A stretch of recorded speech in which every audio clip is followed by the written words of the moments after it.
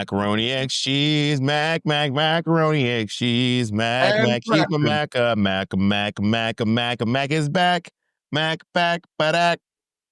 When you watch me and Cracker do the pit stop, do you get sad? I didn't watch your pit stop. I didn't watch a single episode. Okay. So you don't want to support Miss Cracker? No, it's you. I watch Cracker stuff. So you don't watch? So you watch her on the pit stop? No, it's you. I avoid you. Okay, but so you didn't support her then? I started to watch Survivor the other day, and it was really good. And then I thought, Monet likes this, and I don't want to support you. So I canceled every subscription service I have. No, can't be for real. Were you really watching Survivor? No.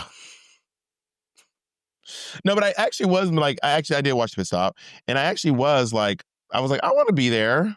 And I kept trying to meet up with Cracker, but it was not happening. This whole mad at me. Is she mad at you? Y'all, my daughter's your bestie now. Well, to be fair, Cracker and I were besties after y'all for a long time. I love Miss Cracker, and Cracker, I would love to see you again at some point, and I just adore you.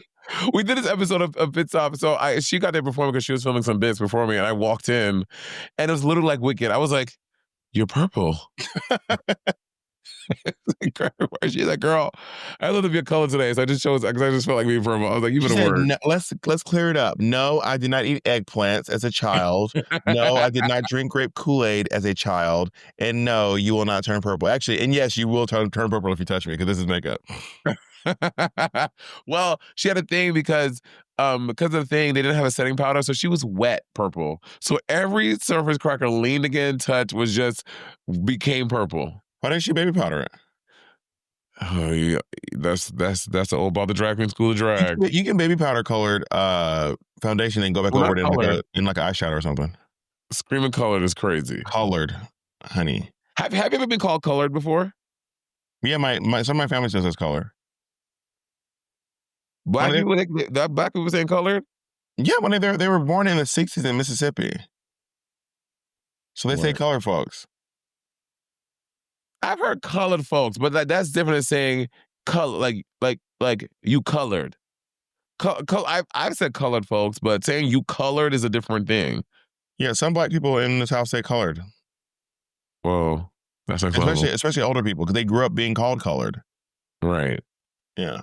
Do you think we're gonna get to a time when people stop saying nigga? Like is nigga ever gonna go through like a? Because I mean, Negro used to be popular. Black people say Negro a lot too, but that's kind of I feel maybe it's my experience, but it feels like people don't say Negro as much anymore. Obviously. They were not saying Negro in the way they say nigga. They weren't like, "What's up, my Negro?" Like that wasn't. They were just referring to each other as a Negro person, as a Negro American. The term African American really did not start until the 90s. Right. So I'm saying, will nigga ever like go through an I don't think in my lifetime, no. I don't think so. And just like the prevalence of African American, which maybe is a new word to pop up, and people of color popped up, which is a more encompassing thing for all non-white people. You know. Have you seen the clip of Tammy Roman in the house? I don't know what show it is, but she's like, this guy's in the house. She's like, and blah, blah, blah, blah, blah. Because they, and when Tammy's she's in this like sliding door, like smoking a cigarette. And this white guy said, it's her and a bunch of white people and like this Latinx woman. And then they talk about the situation. And he's like, yeah, because this guy, and he called that man a nigger. And she was like, and she's like, what show? I don't know what show it is. It's just a clip I've seen on social media. And then Tammy goes, the word nigga should never come out your mouth. And he's like, I was just saying what he was saying. And she's like, it should never. Then the Latinx woman goes, she was like, how dare you say that? You don't ever sit there and call somebody a nigger. And then Tammy Roman goes, and she's like, and you don't say either because you are Latinx. Is she smoking a cigar? She's a cigarette. Oh, she's like, yeah, she. I was like, well, she has it hanging out her mouth. It's like she's like, and you don't care either because you're not. And then this other man goes, you know what? This is completely inappropriate. I have adopted a lot of black colored kids. And she goes, can you please say me? I'm not saying this. It was on Real World Homecoming. Oh, that's what it is. And she was like, and you should not be calling them black colored. I have a question for you. You know, I had a conversation the other day. Do you consider yourself African American? Yes, I am African American. But my ancestry is from Africa. I mean, I do both. That's not what African American is, though. Everyone with African ancestry is not African American. Like, is your mom African American? But I was born in America, so I feel like I have African American and Western American heritage. But African American is an ethnicity, and you inherit your ethnicity. So how can you inherit your ethnicity from someone who doesn't have that ethnicity? Because I was born in America. So what does that make me? My experience is that of an African American in America. When I go sign paperwork, whatever, there's not an option Western American. It says Black/African American. There's Black or Black Americans, and like for example, when you see your friends who are born in America but their parents are from Africa, you think they're African American too? How do you inherit an ethnicity from someone who doesn't have that ethnicity to give to you? Because I think I get what you're saying, but I think as when you are a Black person born in America and I'm having an African American experience in America. I'm not having a West Indian American experience. Are you having it at home? At home, you're having an African American experience? No, but as past that, now I'm having an African American experience in America. I think you're having a Black experience in America. Like you are having a Black, like for example, if BB's walking down the street and you're both just walking, you're both having a Black experience in America. But BB Zaharbane is not African American. And how is my experience different than your experience in America? I think it's our heritage, where we grew up, what we have at home, the food that we eat, the cultures that we have, my ancestry, my lineage, learning about those things. Yeah, but I learned a lot about and experienced a lot of that living in America. Yeah, what about when white people learn about it? Are they African American now? Can you learn about it? What do they learn about it? Learning about an ethnicity doesn't make you that ethnicity. Jacob and I grew up in the same neighborhood, and my experiences as a Black person, African American, is not going to be Jacob's experience as a white. You're having a Black experience. But you're not African. But like for example, like let's Google the term because you can't inherit an ethnicity from someone who doesn't have it to give to you. African American. Let's look it up. Like, do your mom consider herself African American? Hold on. African Americans are Americans of African descent with strong emphasis of those whose ancestors were enslaved in the United States. They are a diverse group encompassing people who were. So my father had that experience. Your father is American? He's American and Trinidadian. Interesting. It's interesting that you consider. I mean, I wouldn't.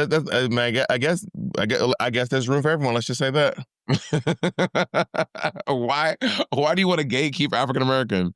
It's not about gatekeeping. It's just about like I don't know. I mean, I am African American, and I guess everyone is now. BB's African American. You're African American. I'm just African American.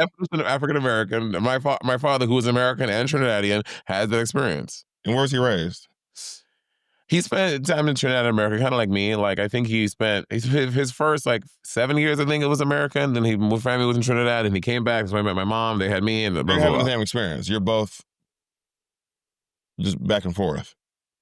Yeah. Back and forth across the door still. Wonder what y'all think in the comments below. Why you gotta be so incendiary? I'm just asking. I'm just saying you and I had very different experiences growing up. I was not traveling back. When you say you and I was not traveling back and forth to the Caribbean as a kid. You and I were certainly not having the same childhood experience. Yeah, but I think that speaks to the breadth and the vastness of what the African American experience is. It is a very big one. There are a lot of experiences that funnel into what that ethnicity is. I don't think a lot of African Americans, especially whose both of our parents are African American, are traveling back and forth to the Caribbean. I didn't say a lot, but I said, but it is part of, right? Just because it's not a lot doesn't mean it's not still a part of that experience. For being Black, we have a shared experience because we're Black. Correct. But it's not because we're both African American. But my ethnicity for my father is that of African Americanism. African Americanism as of being an African American. African Americans don't say that. We don't say that. We don't say African Americanism. That is part of the makeup that makes your parents say nigga. My dad did. My mom did not. They say nigger. They say nigga with an A-H. We don't even say the A because we also have that French American experience. So we have the little nigga. Anyone in your family say colored? No.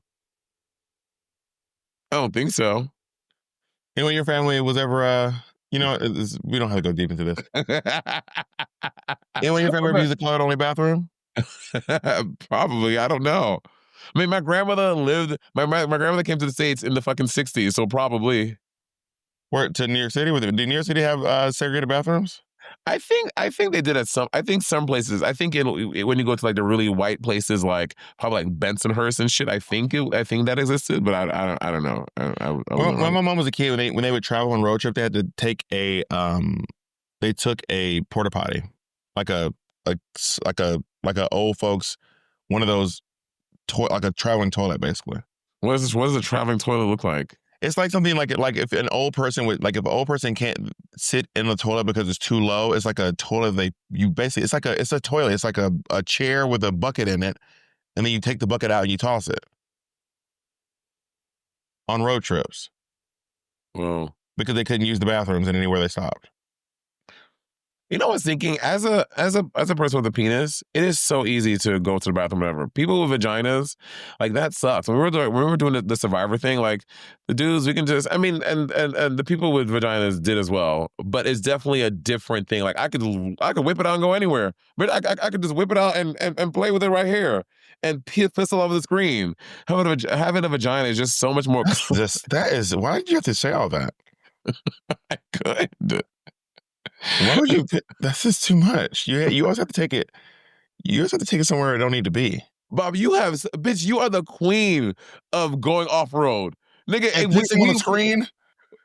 We're having a conversation, and we are both. And I'm trying to stay in the lanes. You will give yourself an ATV and off road us immediately. Are you fucking kidding me? This feel like we're making out. When you went straight to I'll shit on these walls, Ray. Like I don't take it there. You know what I mean? You took it to shit on the walls, Ray. Yeah, but when you have a vagina, it makes it so much more complicated. Like even at like festivals, or places where there are porta potties, and you have to go use those. Porta parties. You would be at a pot party. I feel so bad for people with vaginas who I know they don't have to sit on it, but they must have great legs and quads. You have to like hover to piss outside. That's crazy. You know, it probably comment below. Everyone with vagina, comment below. Let us know what is your experience. Comment below and let us know. I like that. We should start saying that. We used to do shout outs. We have not done it in a long time. So I just want to give a big shout out to anyone who's wearing a necklace with their name on it, only if the necklace is silver. Only a shout out to you if you have a necklace with your name on it and the necklace is silver. If it's gold or if it's something else, I'm literally not talking to you. You have to be wearing it right now. Now you have one, you have to be wearing it right now. Who do you want to shout out, Monet? If people do silver nameplate jewelry, jail. You should be executed. I'm giving you a shout out. I don't know what Monet's doing. Who do you want to shout out, Monet? Boo. I mean, I'm going to shout out people wearing gray sweaters. If you're wearing a gray sweater right now or a gray hoodie, I'm shouting you out. They're so cozy, so comfy. So any sweater, like a cable knit sweater, a sweater vest, we need to be specific. What is this called? That's a hoodie. It looks like a hoodie. You said sweaters or hoodies. Can we narrow it? You like gray sweaters, gray hoodies, gray shirts, gray. If you have a gray cat, can you narrow it down, please? No, Bob. Mine is open ended. Listen. This is classic Bob. Monet's shouting at everybody. Anyone live? If you're breathing, Bob constantly tries to put. You see, y'all have a friend that's always trying to put you in a box to try to limit you. That's Bob. I would say something. You're limited. Yeah. See, bring up Wicked. This nigga will bring up Wicked is the last thing he do. You brought it up last time, and the fans dragged you. Thank you for that, everyone. No. Thank you, everyone. Thank you, everyone. Can you also sound out below where you're listening from? I think it's so. I listened to a podcast the other day, and they were doing that. And they were reading where people were calling from. And please don't fake it. Like genuinely say, don't be like, yeah, I'm from Kazakhstan, and you sitting right in your apartment in Bayonne, New Jersey. Like just shout out below. Bayonne. You like Bayonne, New Jersey? Is that your Andalusia, Alabama? Have I ever been there? No, is that your Andalusia, Alabama? Like when you name a random place, Bayonne, New Jersey? No. I think why I gravitate so much towards Andalusia, Alabama is the alliteration there. So I need to find Bayonne. What's the state with? Do we have a state with a B? There's not a lot of alliteration in Andalusia. I mean, the A's Andalusia, Alabama, but like, yes. Where's the alliteration? Andalusia, Alabama, is that not alliteration? Am I not saying the definition of alliteration right? That's alliteration. Well, I guess Alabama, because Alabama has a lot of A's in it. So I guess but I was thinking Titatekton Tatonga Tahiti would be like a lot of alliteration. No, it is just the occurrence of the same letter or sound at the beginning. It doesn't matter. It doesn't have. It's just Andalusia, Alabama, Bayonne, Bethesda. That's alliteration, babe. But I'm saying like it's double down when it's like up in there too, like tit-a-tat tone. Like I'm trying to think of a word with a bunch of like tentacle. We'll talk about it when we give her a break. Do you want to go to Andalusia? I think we should. I've been, to be clear. Oh, you've been to Andalusia, Alabama? Yes, I've been to Andalusia, Alabama. Is it exciting there? No, it was one time this was probably 20 years ago. It might have been 2005 when I did a play there. I did a production of Snow White and the Seven Dwarfs in Andalusia. Interesting. And this is when you were doing the children's theater. The Missoula Children's Theater, yeah. Missoula is from Alabama. Missoula's in Montana. Missoula, Montana. So, yeah. Okay. So I know the alliteration. So why don't you ever say Missoula, Montana? Bitch, you the one that's learning what it is. I know what it is. I know what Missoula. I know what alliteration is, but I like when it's also in the word too. Like when it's like a lot of it when the letters are recurring in the word as well. Got it. I've heard we've heard this nigga talk about this fucking children's theater for going on 8 years now, and I never asked details about it. Why did you audition in Georgia for a thing in Montana, or you traveled to Montana to audition and that's how you got in? I auditioned for a show in Columbus, Georgia, to be in Climb Theater, which is in Minneapolis. And then when I was in Minneapolis, I auditioned for the Missoula Children's Theater, which is in Montana, and I got into that one. So you're in Columbus, you audition for this thing, you get in, you move to Minnesota? Yeah, I moved to South St. Paul, Minnesota. And then how long were you there? I was there for one whole school year, for 9 months. For a school year. And then is this why you dropped out of school? No, this is not why I dropped out of school. But did you drop out of school? It started as an internship, so I was actually getting credits to do this. And then I got offered a job. So I was working for the TAD. No, not the TAD, that was in Missoula. I was working as we do these productions and these like classes inside the classrooms where two actors come in and teach kids about how to stand up for themselves, how to recycle, stuff like that. But there's also a theater company attached to it that does shows, like bigger shows, like the gymnasiums, in the auditoriums, in the cafeterias. And that was a separate company with like kind of more advanced actors. And then the Peg Whitley, I think her name's Peg Whitley, wrote a play, and she had a part for me in it. And then I moved over to the other company for the second semester. And then I took a break off, and then I went back to school for 2 more years. But when I was there, I went to this, I can't remember, it's like some conference or something where a bunch of theaters come together and they rent out a theater and they hold auditions. You can audition for basically like 20 shows at once. All these summer stocks, stuff like that. I was offered to get a job at the Missoula Children's Theater, where I went and worked for a summer. And then I went from that job, I went back to Columbus, Georgia for 2 years. And I went back to another summer and did another gig at Missoula Children's Theater. So Missoula Children's Theater, they did stuff all over the country. Why the fuck did they go all the way down to Alabama? Because there are children in Alabama who want to do plays, Monet. Even children in Alabama do theater, if you can believe it. It just seems such a far, like, bitch, you have the whole Pacific Northwest or all that. Like, I didn't realize it was just so far reaching. Like, so the Missoula Children's Theater, it's pretty. There's a documentary called Little Red Truck. You can probably go find it somewhere on the internet. And what they do is all of us go to Missoula, Montana. We learn, we train, we practice, we rehearse. And then each of us, 2 actors, each company is just 2 actors. You get in your Little Red Truck. It's a Ford F-150. And then you have your entire set and all the costumes in the back of the truck. And then you drive. We drive all across the country doing these shows, literally all over the country. I mean, and we all leave Missoula, Montana roughly the same day. I mean, the same day, but roughly we just sparse it out because all these red trucks just leave town like simultaneously. And we drive all the way down to Florida, all the way up to Maine, everywhere. So y'all are basically Mormons. Sure. Like That's Mormons. a bit of a stretch, but sure. It's like Mormons for theater. Y'all are just two of y'all just going door to door to different schools We don't and go putting door on to door. We're shows. booked. We're not selling anything. We're invited. So no, we're Okay, not but like Mormons are Mormons. not selling anything either. Mormons are not. They are. There certainly are. Because when you get there, you have to pay when you get into church. You have to tithe, and also Mormons are not invited. They force their religion on you, whereas we were invited to these places. We were not. We didn't have to sell the service. We were booked. And how many schools did you do? They were not schools. It was in the summer, so we were doing like Summer camps and shit. rec centers, camps, YMCA's, stuff like that. Yeah. And how many did you do? Oh, we did one every week for a summer. Wow.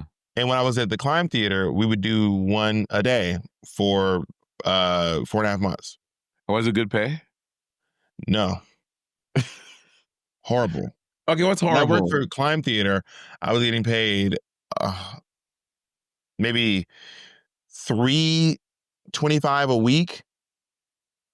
And inflation, that's probably about $6.75 now. I don't think it's quite doubled. I think so. Jacob, you can tell what is $3.75 a week from, or $3.20? It was $3.25. I remember that was $3.25. $3.25 a week from 2005. So now. Yeah, what would that be now? I'm gonna guess. Actually, I'm gonna go a little higher. I'm gonna say $7.25.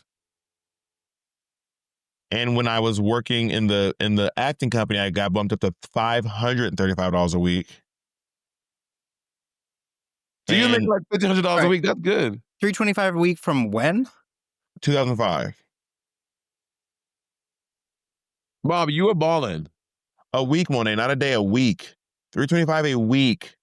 Okay, back then, rent was like... Don't back then me. I was not that long ago. I'm not that old, bitch. That was 20 years ago. Someone listening to this podcast was not even born then. It's called years, not years. Someone listening to this podcast was not even born then, girl. That's 20... But you were. And you were an adult. You were a grown ass. I was not an adult. Man. I was 15.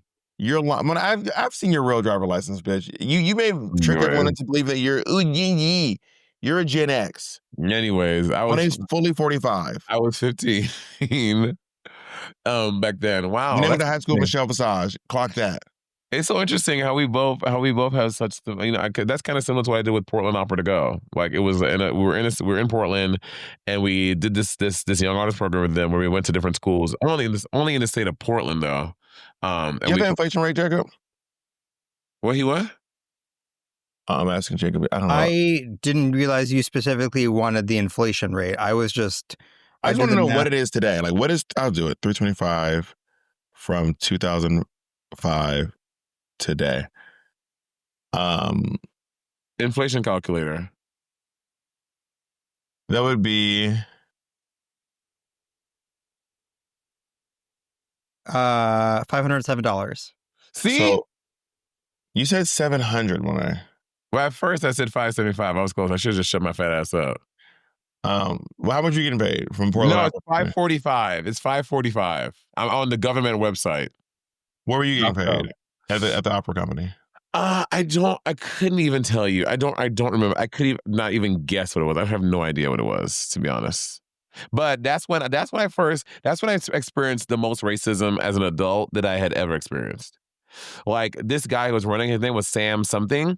And so it was myself, my friend Drew Rutledge, who's a white woman, my friend Claudia Chapa, who is a Mexican woman, and the other tenor, his name was Anthony Ballard, who was a black man. Then we had this woman, soprano, I don't want to say her name. Her name was, she was a soprano, and was a baritone, both white. Why are you saying everyone else's name but not these people's names? Because they were part of the problem. Oh, okay. Yeah. And then so why are you naming the victims and not the offenders? You should be protecting the victims. Why are you protecting the racists? Because we've all spoken about it openly. They've never spoken about it. That's their fucking business. Anyway. You're protecting racists. Anyway. So we're doing this program. And my friend Drew and her sister Cassia. Cassia is a public defender. She just, and now she knows like everybody's names. Can I get the last 4 days social? She's a big public defender in Portland, and she does a lot of racist training for racist white people in Portland. Racist training? She trains people to be racist? No, sorry, discrimination training. Anti-discrimination I'll teach training. y'all how to be racist. Honestly, the way these white people be functioning these days, they must all be going to the same school. They all studying from the same handbook. And so they taught me a lot because I'm just some kid graduating college. Of course, I experienced racism in my life, but Portland is a very Well, white. the Vixen said you'd never experience racism. That's what you said on TV. I said that? That's what she said you said. Girl. She said, I said, I don't know. Anyway, let's not get into it. Bob will derail me. Now She said you said that. What did she say? No, she did not. She said, Monet said she's never experienced racism. She said right next to me on that morning show and said she's never experienced racism. So you gave an interview on a morning show about how when you were living in St. Lucia, you didn't experience racism in the same way. And it was a culture shock to you when you moved to the U.S. And during some of our beef, I think she misstated that information with of course inserting some of her own stuff in there. Yeah. And then so we do this program, and then it was 3 people of color, and the other 4 people are all white people, right? So then it like little things like they would give. So remind you, the 3. I'm sorry I said this again. I'm sorry to distract again, but like when you put your hands in your nose, your ear, you get so much of your finger in there, it is concerning. What is wrong with you? Okay, I actually thought about this, and I think the issue is, though, also when you're putting your finger in your ear, you're not putting it straight in. So, like, this is not what like Monet is. So, like, it looks like there's more in it because you're bending your finger and curving it. So it's actually not going all the way deep in. It's like curving down. No, Monet is tickling her brain is what's going on. Monet's giving herself an at-home COVID test. I give myself a lobotomy. All right, your friend trains racist people to be racist. Continue. Okay, yeah. So the 3 people of color, we're being shipped into Portland to do this. We don't live here. Shipped? We're from. This is crazy. Shut the fuck up. This is crazy. We're from New York, Texas. I think Anthony's from Florida. I forget where Anthony's from. He was like St. Louis, Missouri. We're not from Portland. So we're here to do this thing. Oh my God, I never told you about this. We're here to do this opera. So we have to like get housing. We're using public transportation. Like we're figuring it out. These are the people, they live there. And Drew, who is a great ally, Drew is the type of person, she's walking around people calling white people out for their racism every minute of the day. Valentina. And she don't give a fuck. You be doing something, and Drew is like, that's racist, and you should apologize, you fucking idiot. Anyway. Speak, Valentina. Valentina calls people out for their racism? No, that's the saying. Speak, Valentina. And she goes, ally. And then so in this thing, they would do things like give the black people and the Mexican girl different call times. It's like the entire cast would be called for 7. They would call us at 6:15, and then we would like be doing things like because they just assumed that we were going to be late. That's rude for your co-stars. For you, wait, what? That's rude for your coworkers, but for you, they ate. And then just a whole bunch of racist things they would do. You know, my memory's shit. But anytime Drew and I get together, we always, because she has a fucking photographic memory. She's like, oh yeah, on February this, blah, blah, blah, he did this. So we had to like bring, so then at one point we've got all these racist things that had happened, and we brought it to the company thing, and it was a whole situation, girl. It was a very racist situation. Yeah, it'd be like that. Do you think if you were, if social media was bigger, then you would have actually it probably was. I keep forgetting that you were like 6 or 4. How much younger than you? I'm 6 years younger than you. Jesus Christ. I think if I would have been in college during like this social media we know today, I would have been TikTok famous. Why?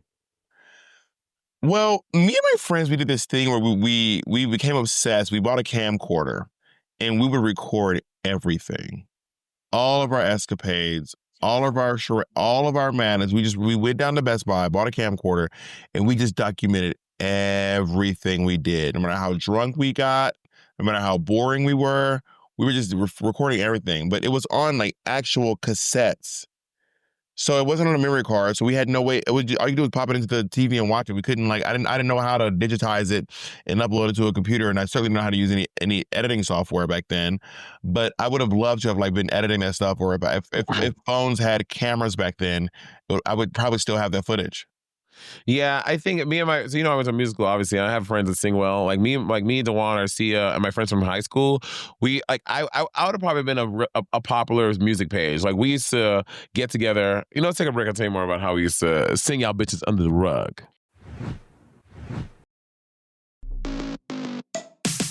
There have been times in my life when I really wish therapy was easier to get. Especially when I started doing a podcast with my best friend 8 years ago.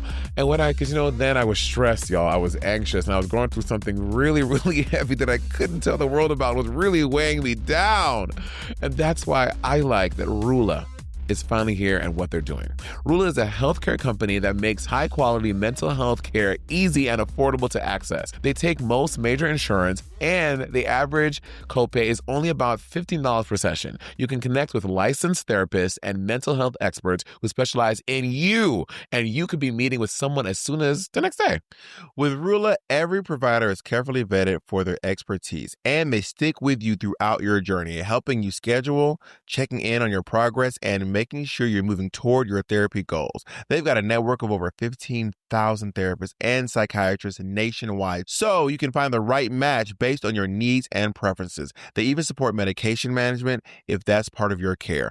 Thousands have already trusted Rula to support them in their path toward better mental health. Head over to Rula.com/rivalry to get started today. After you sign up, they'll ask where you heard about them. Please support our show and tell them that we sent you. Go to RULA.com/rivalry and take the first step toward better mental health today. You deserve quality care from someone who cares. That's Rula.com/rivalry. RULA.com/rivalry. Fierce. I remember the first time I realized my everyday spending was affecting my future. It was when I got our future. Every decision I make affects us. This is true.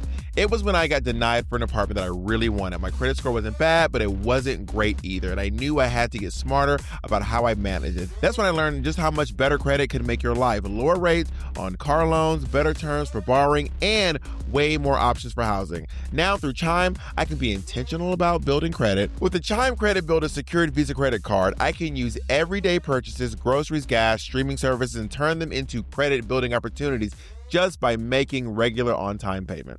There are no credit checks, no annual fees, no interest, and no minimum deposits. You just set aside the money you want to spend, use the card everywhere Visa is accepted, and build credit history with less stress. Chime even gives you credit tracking tools and personalized tips, plus automatic credit reporting to help increase your scores over time. Make everyday purchases count with Chime's secure Credit Builder Visa credit card. Get started today at chime.com/sibling. Chime feels like progress. The Chime Credit Builder Visa credit card is issued by the Bancorp Bank N.A. or Stride Bank N.A. Chime checking account required to apply. Money added to credit builder will be held in your secure deposit account as collateral and is your credit builder card's available to spend amount. This is money you can use to pay off your monthly charges. Out-of-network ATM withdrawal and OTC advance fees may apply. Late payment may negatively impact your credit score. Results may vary. Go to chime.com/disclosures for details.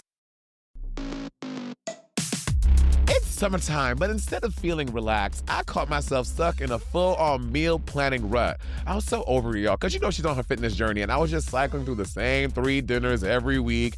Andy made his 19 burritos, and I'm eating them too. It turned sour. It's gross. It's a waste of my time. Then I tried Home Chef, and it completely broke the monotony. Now I get fresh, easy-to-follow meal kits delivered right to my door, and I spend way less time stressing about what's for dinner. Because y'all know I do parties, too. So, sometimes Jacob and Taylor and Bob and their partners come over, and we just all make Home Chef meals together. Users of leading meal kits have rated Home Chef #1 in quality, convenience, value, taste, and recipes. I will say this. If you don't like to cook, you can get your Home Chef delivered to your friend's house, and then you show up, you can have them cook it for you. Is that what that was? That's what I do. You are so shady. For a limited time, Home Chef is offering our listeners 50% off and free shipping on your first box, plus free desserts for life. Go to homechef.com/rivalry. That's homechef.com/rivalry for 50% off your first box and free dessert for life. Homechef.com/rivalry. Must be an active subscriber to receive free dessert. Don't be trying to finesse the system. So, Bob, I had this idea for a side hustle. Okay, I'm all ears. Okay, I want to do custom enamel pins. I'll take mine for free. I'm not buying anything. You're buying it because they're going to be very super niche. They're going to be very chic. They're going to be very trendy because they're going to have a lot of personality. And normally, my great ideas live and die in the Notes app. Okay, it happens. It does. But this time, I decided to actually make it happen. So I went to Wix.com, answered just a few short questions, and their AI site builder gave me a beautiful business-ready website in minutes that looked exactly how I imagined. Now, Wix puts incredible website creation at your fingertips. That's why you should keep using them. With the AI site builder, you just answer a few prompts and boom, you got a personalized site ready to go. Now, if you'd rather start from a template, because I used Wix as a template before, my first website I did with Wix through their template, and it was actually great. They got over 2,000 designer-made options that are fully customizable and come with built-in business functionality. The interface is all drag and drop, so you can tweak everything without touching a single line of code. There's an AI image studio, amazing design effects, and if you're selling products or booking services, Wix has the functionality built right in. No add-ons needed. And let me tell y'all something. Wix is a pioneer in website tech, darling, for almost 20 years. I built my first website on Wix. Did you really? Yep. The first ever bobthedragqueen.com, I built it on Wix through one of their template designs. It was so fantastic. So easy. It was super easy too. Yeah, I know. Now, granted, I was a coder because I was doing MySpace. Oh my God, you're not coding on MySpace. I was coding. Well, Wix has been in the game for 20 years strong, and they know exactly what it takes to make your business look professional and run smoothly online. Ready to create your own website? Go to Wix.com. That's Wix.com to start building your website today. Thanks to Wix for sponsoring our show. And just tweet that we sent you. Just I want them to know. Yeah. They need to know somehow. I'm into it. You know that rush when you realize that you just got a way better deal than anyone else at the table? That's me when I use Racketin. Last week, I was ordering sneakers from Adidas, grabbed a new pair of sunglasses from Macy's, and then stocked up on skincare at Sephora. And on top of all those sales that I already had and all those deals, I stacked cash back on Racketin. Ooh. I stack cash back with Racketin. Yes, honey. That's the part that gets me every single time. Racketin is the most rewarding way to shop because you can stack cash back on top of sales and deals at your favorite stores like Adidas, like Macy's, like Sephora, like Best Buy, like Nike, like Ulta. All these places, so many more. Think fashion, beauty, electronics, home essentials, travel, dining. It's all in there. And it's all, Roberta, very easy to use. Here's how you do it. You sign up free in seconds. Okay. Shop through Racketin. I'm in. And your cash back gets sent through your PayPal or a check. Girl, modern technology. Sign me up. The idea is simple. Stores pay Racketin for sending them shoppers, and Racketin shares that money with you as cash back. 17 million members are already saving, and Racketin members have earned over $4.6 billion in cash back. Now it's your turn. Start stacking sales on top of cash back and feel what it's like to know you're getting the most out of your every purchase. Download the free Racketin app or go to Racketin.com to start saving today. That's Rakuten. Racketin.com. Hey, I know the video just cut off, and I know you're upset about it because you want to see the dolls. I know you do, but there is one way to see us. Go to our Patreon, right, Roberta? That's right. And not only will you see the rest of this video, you're going to see so many exclusive videos. You get to see some of our one-woman shows. You get to watch our Untucked thoughts. You get to see, listen, I'm just going to go ahead and say it. It's the best Patreon in the business. 100%. Bar none. All right, let's get back to the episode. Let's do it. So would you have been have you seen those two girls, Monet, who sing at their kitchen table and they're singing songs like "What the fuck"? No, not that one. It's that. Well, maybe they did that one, but the one I did was they did Timmy Turner show. Fairly Odd Parents. Yeah. No, they're like Odd Parents, Fairly Odd Parents. Like they're doing like with like a lot of gravitas more than the actual song. No, do you know all the lyrics to that? Yeah. Can you hit me with? I just want the part that's impressive. I don't know it at all, by the way. Timmy is an average kid. The big part, the bop bop bop doop beep deep bop. Wait, what part? Why would you something lose, getting loose, Papa Bruce?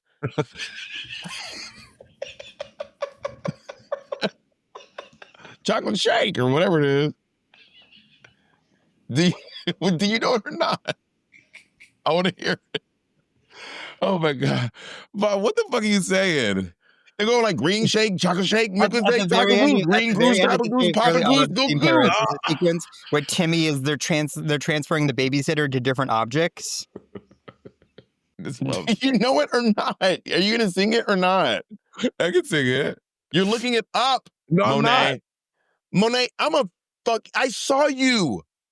What were you just doing on your computer? Put your fucking hands up. I'm not looking at it. Okay, close your eyes. Okay. Yeah, close your eyes. God. Yeah. Thank you, Jacob. Close your eyes. Yeah, you Monet cover them with your big motherfucking man hands, with those catcher's mitts on the end of your wrist. Okay. Sing it. You're a fucking liar. I'll give you the first word. The first word is obtuse. Okay. Obtuse, rubber goose, green mousse, chocolate mousse, guava cake. Yeah, caught you. Thank you, Jacob, for catching this lion-ass bitch. Thank you, Jacob. Detective J. Sneaky little boyfriend does it again. It was so funny how you just saying whatever the fuck you was saying. That shit was Shake. Oh, to be clear, my generation's version of that was bop doo bop doo bop wow. Well, she sneaks around the world from Kiev to Carolina. She's a sticky finger poacher from Madrid down to Belize, and she'll take you on a ride on a slow boat to China. Tell me where in the world is Carmen Sandiego? Well, she ran sex at Pakistan and run a scam in Scandinavia. Then she stick 'em up down under and go pickpocket Perth. Well, they never Arkansas her steal the Mekong from the jungle. Tell me where in the world is Carmen Sandiego? She goes from Nashville to Norway, Bonaire to Zimbabwe, Chicago to Czechoslovakia, and back. I mixed it up somewhere in there, but they used to get me together. She goes from Nashville to Norway, Bonaire to Zimbabwe, Chicago to Czechoslovakia, and back. Well, she ran a Pakistan and run a scam. Crumping will never not be funny. It's funny every time. And I know it's a serious art form, but this shit, I don't see it much anymore. I feel like crunking used to be really big and it's kind of like faded away a little bit. I seek it out. Got it. I seek it out. What is Yeah, I want to hear your friends singing. What kind of stuff y'all singing? Oh yeah, like we would get together, we would like do videos of us like taking like a song like A Stranger in My House by Samia and just put it in like 4-part harmony and sing like that. Like we were like, you know those people that guy and those guys and they have celebrities and they sit in that kitchen and they just do songs like that. Mm-hmm. We do stuff like that all the time. We were so good. Can I say that like online singers are cringy? You said this before. Not They you. are. They're cringy. I don't know who's cringier. By the way, I don't mind the cringe. I am cringy. I don't mind cringe. I'm trying to figure out who's worse, dancers or singers. Who do you think's cringier? Online singers or online dancers? I think online dancers. Ashley, You'll see little ashy spots in my hat. are you lotioning your hat? What are you putting on your hat? In the water. So who do you think is more cringy? Online singers or online dancers? I think online dancers are cringier. What it is for me about the singers is like when sitting in your kitchen and like when they do stuff like the singers do stuff like when they hit a high note, they'll put a caption on the screen that'll be like ascends into the air, goes into God mode. I never seen that. Or it'll be like shocked by my own, or they're always singing a note they literally intended to hit, and they'll be like, "Whoa!" Have you seen that lady singing "Crazy" in the garage? No. She's singing "Crazy," and when she goes, "I think you're crazy," and it's like it hits a whistle note, and she's like, "Whoa!" Well, I think that's always a part of singing whereas like dancers, like your body is your body. Like you can control, like you can see your foot moving. When you're singing, you cannot see what the muscle is doing. Sometimes you really are to hope and a prayer that is going to come out. When you are moving your hand and do pop, locking, and dropping, you can see all the pop, locking, and dropping. You can't see how these two little muscles are moving your throat. So sometimes it startles you. So you think you're better than dancers because you're I singing? can say that. I think I'm better than I think my dance is better than your dancing. Well, that's not true. We have videos to prove it, baby. I have videos too. We have videos to prove it, baby. Everyone go Google Wizard of Oz in 12 minutes. And look at Monet a beat behind, facing the wrong direction. Looking upstage when we all look downstage. Okay, yeah, you love to bring up a video from literally more than 10 years ago. Nigga, let's talk about you on the Sibling Rivalry tour 3 years ago. Let's talk about that. Better than you. Let's talk about that. Pick a class in New York, in LA. We'll take it. Pick a class. Girl, Bob, Any discipline. It can be tap, jazz, ballet, lyrical. It can be Shin Yun. I don't give a fuck. I have those swords, bitch. I'll be like, whoosh. The amount of anything you can do is I propose, and our systems are trying to get us together, but we're literally never in town at the same time for the next couple of months. Oh, but when we do get them, excuses. Bitch, that's your system and my system, so go talk to them. Oh, I hear excuses. Anyway. But Your Honor, she's backpedaling. Your Honor. We'll call you. I I'll bought eat this your bracelet, ass. and it is too small for me. Let me see. I thought you don't like jewelry. Now you're wearing jewelry? Is this mine? Yeah, I bought this. What do you have? What is that on your lapel? A microphone. That's your mic for the podcast? Yep. Actually, it's not too small. It fits. I lied. Do you wear this, Jacob? Because this is your little dish. Yeah, I wear it. Jacob be mopping. I thought that was mine. Not in a. I thought you took it to me and you're like, "Is this yours?" I thought it was the conversation that we had around it. No, I bought You probably this. did, Bob. You probably did, Jacob. Bob acting No, like this is no. I remember buying this. This is Tory Burch. I bought it on set of We're Here. So then, why were you acting surprised that it fit in your wrist? right. Because Exactly. it used to be too small. It did. It used to be too small. Okay. So why are you acting surprised? You better leave jewelry That around my the wrist house. get dainty and cut. Well, how'd you shave that your fucking hairy ass knuckles? My knuckles are not hairy. There's a little hair. Yeah. But the normal amount of hair. Let's see your knuckles. Girl, Let's see your mitts. not a hair to be found. Here's a filter on. It's a filter. It's a filter, y'all. Okay. I guarantee you. So you think if there was social media back when you were in college, you would have been a lifestyle influencer or comedy? No. I've been doing comedy, but I've been canceled too, though. I'd have been canceled for sure. Canceled for what? What did you do that was cancelable? I used to be really into really offensive jokes. I was really into I was so into dead baby jokes when I was in college. They were such a huge hit. I was really, really into them. I was also big into Chuck Norris jokes, which are not terribly offensive, but they're really cheesy. Wait, why is Chuck Norris? Why is the actor martial arts guy? The actor martial artist Chuck Norris. Yeah, the joke is that Chuck Norris is really powerful and intense. So you say something like, Chuck Norris doesn't do push-ups; he pushes the earth down. Or you say, if Chuck Norris is running late, time better slow the fuck down. Or you say, the whole bit was like Chuck Norris is a really, really tough guy. It was really huge in 2004, 2005. Chuck Norris jokes. Yeah. Got it. And I told a lot of dead baby jokes. A lot of dead baby jokes. Do you think there is a difference between New York and LA influencers? So on this Survivor brand trip I went on, there were some huge people on there. Do you watch Mr. Beast? No, but I know about him. I know what he'd be up to. So Carl Jacobs, who was on Mr. Beast channel, he was on the trip. And I know that I'm conscious on the Survivor trip? Yeah. And I'm conscious of Mr. Beast, but I never seen Mr. Beast videos. So I didn't know that Carl is. I didn't know. So I didn't know Carl was part of Mr. Beast. I didn't realize, but they're not in LA or New York. They're in North Carolina or something like that. Mr. Beast lives in North Carolina? Yeah, isn't that crazy? That's crazy. But they did a lot of but there were a lot of LA influencers and New York influencers, like Davis Burlesque, who does What's Poppin'. He does those street interviews, and then some LA girls. They were saying there's a huge difference in New York City and LA influencers. I was like, what is the difference? They're like, LA only has the same type of influencers at different events. All the makeup influencers go to the same brand events, all the food ones. Whereas New York is all of them go to everything. I was like, interesting. So I mean, I'm not really an influencer. Yeah. So I'm like a TV personality who just navigates the social media space. I also don't even know how to. I don't wisdom just basically dropped how much money he makes. I saw that. The TikTok guy, the black fashion guy. Yeah, he said that he made $1 million by March. He said last year he made $4.5 million from brand deals alone.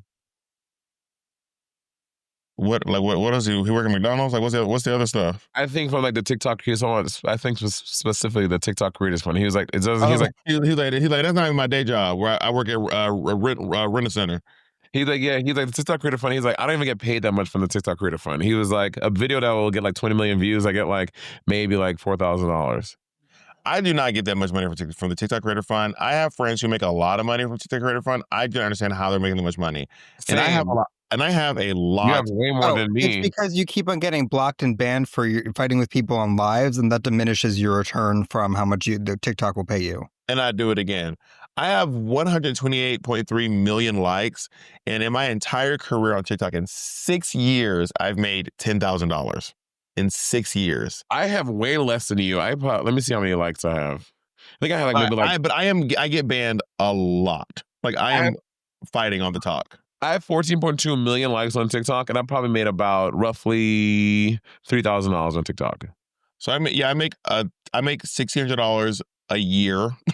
A year divided by 12. I roughly make $138 a month on TikTok, roughly. Yeah. So I don't know. But there are people who are making, I'm like, how are y'all making all this fucking money on TikTok? I don't understand it. But also, most of my videos are not more than a minute long. So I don't really make that many videos that are more than a minute long. And I did start selling my book on TikTok. How's that going? I mean, it's fine. I mean, most of my sales are actually hardcover copies that are purchased from stores and online. But as of right now, I've been trying to sell my book through TikTok. And by the way, if you are a TikTok influencer, you can sell the book too. If you have you just link it to your thing, because I make more money when I sell it on TikTok. But I have not sold that many. On TikTok, I have sold, let me check right now. On TikTok, I have sold 399 books on TikTok. That's great. Yeah. I will say I mean, and then so you order it and you get the physical one in the mail, or is it digital? No, they say no. TikTok will send you a book, an actual physical book in the mail. Yeah, I don't like digital books. I like holding a physical book. Like part of the joy of reading a book. Say again? I as part of the joy of reading books, and I was going to say reading your book was like to have the physical thing. I mean, I like to hold in the physical thing. But I posted me reading it on the boat, and Andy and I were in Costa Rica, and people were like, Monet not reading the book. I'm like, I actually did. I read the book cover to cover. I like to listen to books. And I like to read books. I haven't been able to do this in years, but when I used to live in New York City, I would read books on the train on the way to work when I was working at Jekyll and Hyde. I read the entire Hunger Games series on the way to work. Yeah, I like being on a plane. I love reading a book. Like reading it's instead of because I consume so much I like working out. I like listening to podcasts and music. Flying, I like reading something. Jacob be in this motherfucking place listening to books. Jacob must listen to like 20 books a year. I think when I listen to them, don't you feel like when you listen to audiobooks, you zone out? Oh, like if I listen to an audiobook, if I listen to like Mariah Carey is the only one I listen to because I heard there was a lot of audio because she sings and stuff in her audiobook. But what I would love to do, I like to have the physical book and read along to the audiobook. That way I feel like I really like get every single thing. Because sometimes also reading a physical one, I admit, because of this undiagnosed, allegedly ADHD I have, sometimes I would be reading a passage and I have to go back and read it several times because I like started thinking about something, like literally reading the page, I get to the end of the paragraph and I had thought about 3 other things. I'm like, oh shit, I need to read that again because I forgot what I was reading. Jacob, what do you zone out when you be listening to books, Jacob? A little bit, but not too much. I mean, I also use it to like supplement when I'm doing something else. So if I'm like at the gym or like I listen to books when I'm like working or at the gym, like if I'm doing photo editing, I don't really like I can have my brain split between 2 things. And then because of that, like I kind of focus more on the book because I can like, it's my other thing. So I'm not like, if I'm doing something else, like if I'm reading something or like look at my phone, then I'll zone out of the book. But generally, I'm listening to it where I like have a way. It's like my second thing, and I'm giving my undivided attention to it. Jacob be getting these migraines, and then he cut off all the lights and get these ice packs on his head, and then he be blasting audiobooks in this room. Like it's so loud. I'd be like, how? I thought you had a migraine. And Michelle Obama would be like, when I met Barack. I think Jacob listened to Michelle's book like 3 times, or I don't know if he was listening over a long period of time. I kept being like, how are you still doing this book? How is it? Is it a good book, Jacob? Okay. I think you're just thinking I'm listening to Michelle's book when I'm listening to something very different, because I listened to it once. I listened to it right when it came out. Michelle Obama's book is fantastic. It is worth reading. It is so good. Okay, that's Becoming, right? Yes. I'll get it. I haven't read her new one, but Becoming is incredible. It's called C Coming, and then that's going to be called D Coming. It's like a whole, it's brilliant when you think about what Michelle did.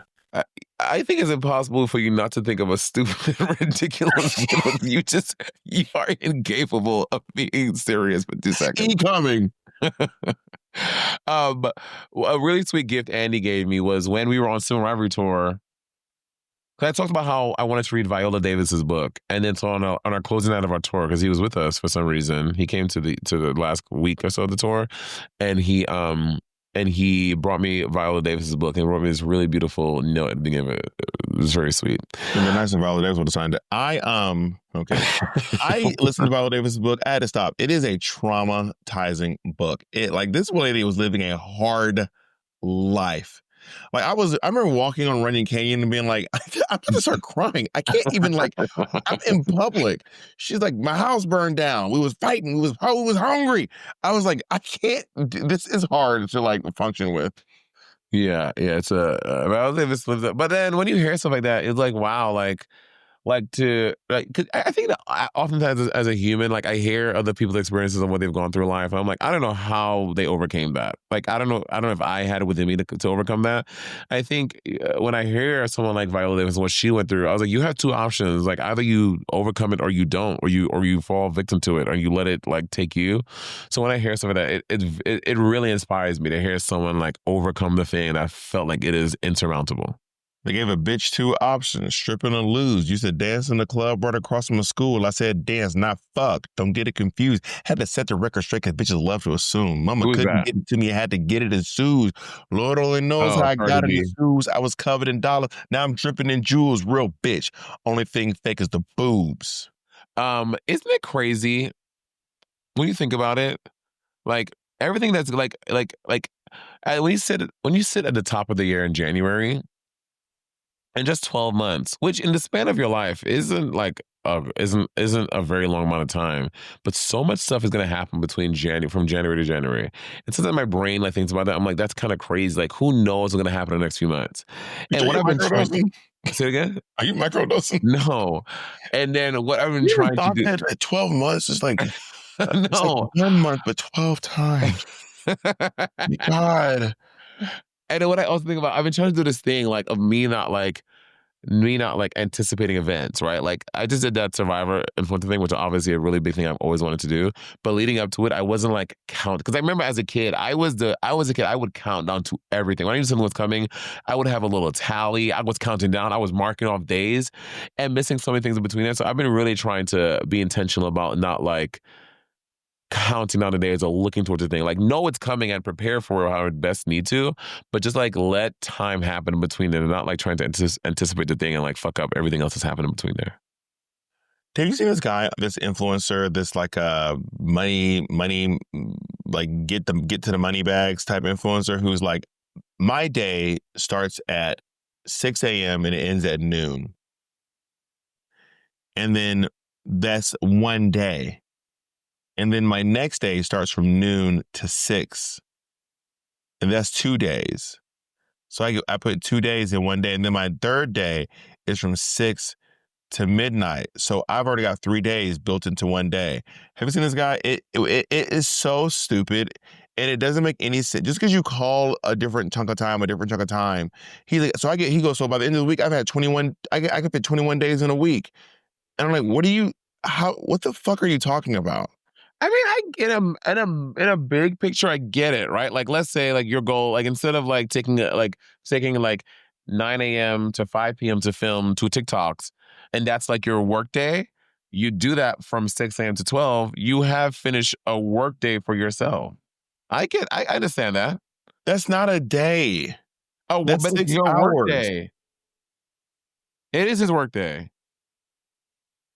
You're the one who gets influenced. You get influenced. No, but I mean, it makes sense. I mean, it's not how I would fashion my life, but I understand how that makes sense to them. Like, because I mean, girl, I am the number one procrastinating queen. There have been many times where I said myself like, oh, I'm gonna take this day and I'm gonna focus on writing material about this for the day, for a Monday. When that's now instead of doing it on Monday, it took me Monday, Tuesday, Wednesday. So now I've like procrastinated and fucked up my day 3 times trying to do that. Also, scheduling something for yourself from 6 a.m. to noon versus scheduling at a different time. Just because you schedule this time doesn't mean you're going to get it done. If you didn't get it done the first time, how is calling a 6-hour chunk a day going to fix the problem of procrastination?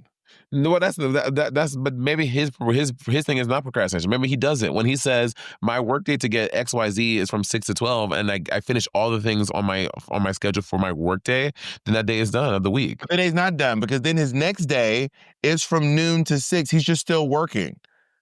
He's just continuing his work and just calling it a new day. That'd be like if I was at work, right? And I was like, all right, today I'm working a regular job. I'm an accountant. All right, guys, I have showed up. I get paid by the day. So I showed up at 6 o'clock. I did a day. I'm gonna go to lunch. When I come back, I need a whole new pay for a whole new day. But he's not operating under the construct of a regular 9 to 5 job, and he has to answer to the boss. He's a content creator. He's his own boss. He sets his own. But it schedule. doesn't make new days. It's just all he's saying is I work from time, wake up time, go to sleep. But he's like, I get 3 days packed into a day. And then I saw this one guy stitch in and be like, okay, well, my day is 1 second. Every second is a day for me. So by the end of the minute, I have 60 days. I pack 60 days into 1 minute. But And it's then not the same because you're not doing anything. You're not working you're not getting. So okay, sure. But if your work day is doing nothing, then you have packed 60 days into one day. well, imagine that if your work day is from noon to 6, then what you're going to be able to get done in that time frame, especially without a lunch break and because he's not factoring in lunch breaks. He just said I work. You're assuming that. Maybe a work day. You're right. I am assuming that. Work day. Maybe he packs. Maybe each day. So maybe he's taking 3 lunch breaks in the middle of every single day, which would be 3 meals a day. So if you're working from noon to 6, right? Mm-hmm. And then let's say I am working from 9 to 5. Mm-hmm. And then he works again from 6 to noon, and then he works again from noon to 6. In my opinion, now I don't know this man, but what you do in your third day is going to be greatly impacted by what you did on your first day, because there's no way you're going to be working 3 days in one day, 18 hours a day at the same productive rate that you were working at the beginning. However, if you just take the work you can do, instead of trying to be like, I hustle culture, I hustle, bitch, I hustle, and trying to make sure you are doing 1,000 things in a day, why don't you focus on doing the things you can do well and with quality, instead of trying to get so much done, because by the end of the week, you're going to be burnt out because you have worked 3 days in a day. Well, and again, but that's his business model. So maybe his first 3 days of work, those 18 hours are just recording the content, right? Which may not be that hard. And then the next 3 days of his work day, which is just essentially Tuesday, is to edit that content. Or maybe in those It's not Tuesday, it's still fucking Monday. It's still Monday. No. Maybe I'll let him call it Monday Part 2. Maybe he's dividing his work that way. Which, have you heard this new initiative that they might be? Well, it's never gonna fly. Corporations, fucking these busy they would busy. What's the word I'm looking for? Greedy corporations would do that. But they're trying to do. Someone proposed a bill to have 4 work days, 3 days off. So the week would be Monday, Tuesday, Thursday. You would have Friday, Saturday, Sunday as your weekend. That would only affect federal. I know, but maybe. I mean, if it's happening federally, there's a good chance it will trickle down into private business, right? Like you working at whatever Sears, they might switch to that schedule too. It would affect. Here, I just met her. Also, how old does Sears even exist? I'm talking about some fucking Sears. Ew. But it could trickle down to other When they businesses. say, "You down at Dillard's?" It could trickle down to other businesses. You don't think? Everybody get we're going down to JCPenney. Yeah, no, certainly. I mean, I think that Trump's trying to abolish DEI has certainly trickled down into private businesses like Target and such as Mm-hmm. and like such as. You remember that was huge? That meme was huge. I have a such as moment in my stand up. I don't think people will get it, but it's still.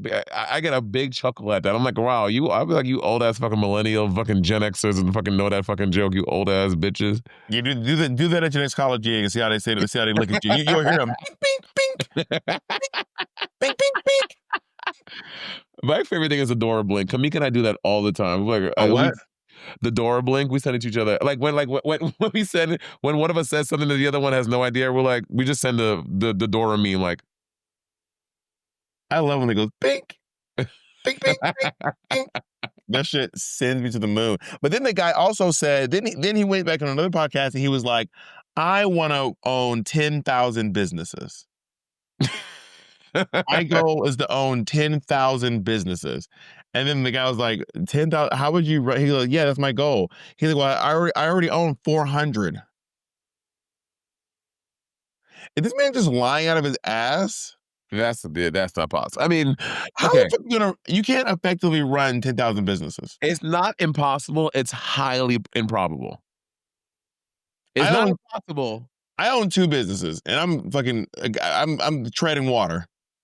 You're not treading water, please. Please. You don't know what I'm doing. Release the fucking tax returns. How about that? Release those. I'm not saying financially. I'm talking about I'm talking about dealing with people like you. Energy wise. I'm not poor. I've never said I was poor. I've never even seen what I was poor. I no one said you were poor, but treading water. If a business is treading water, that means they're really struggling. No, I'm treading water. You're talking about money. You're the only one trying to you're the only one pocket watching. It's just you. Pocket watching ass bitch. Yeah, because my business is, suffering because of the likes of you. I went back and watched Monet exchange videos, Monet grew up rich video. It is one of the best things on the internet.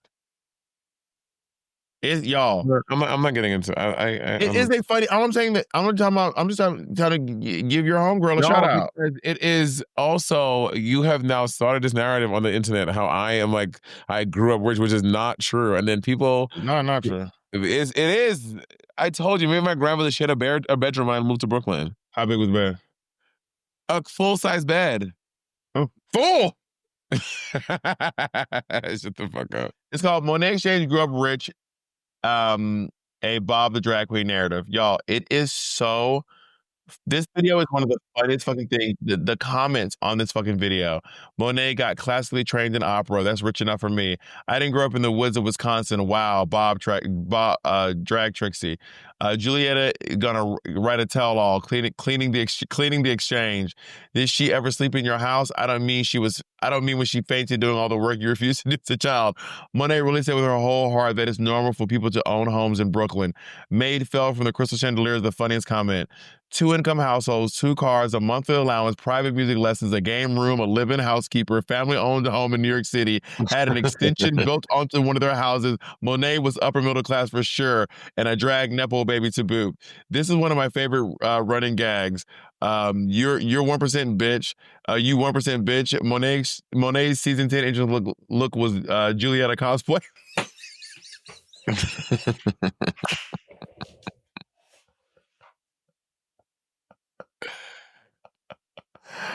I can't get over Monet saying her mom had a major position at a cell phone company to avoid saying she was in the C-suite.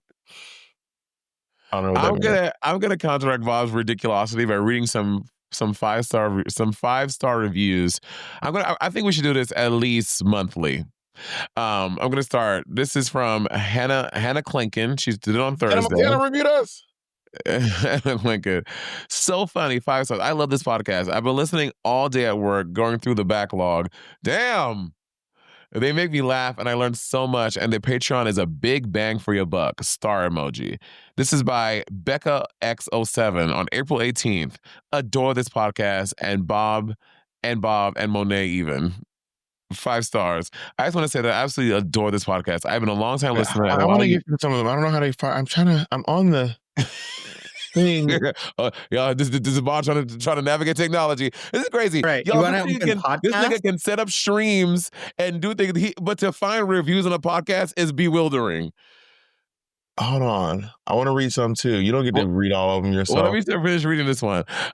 You may already love Bob and Monet, but you'll fall in love with them even more through this podcast. They are just incredible human beings, to be honest. This podcast is not just about laughs, but you get to learn more about who they are, their stories, their experiences. I truly consider myself blessed to learn so much from them. And it goes on and on. Girl,